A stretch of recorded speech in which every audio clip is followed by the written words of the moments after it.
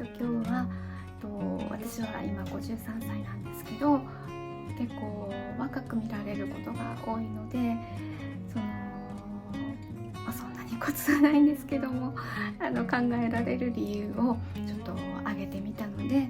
それを皆さんに伝えたいと思います。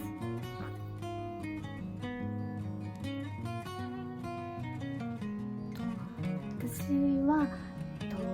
日本人の中でもどっちかっていうと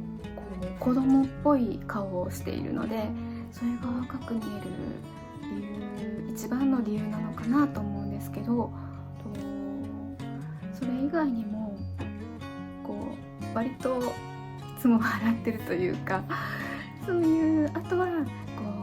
お茶をしているので姿勢がいいとか、そういうのが大きいんじゃないかなと思っています。あとは髪の毛ですね。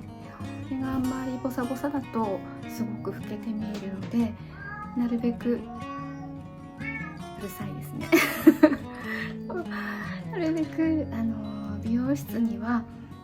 行くようにしています。その他はお食事とかはなるべく体に良さそうなものを選ぶようにはしてるかな。そこら辺のことをちょっとまとめて紹介していきますね。泣いてます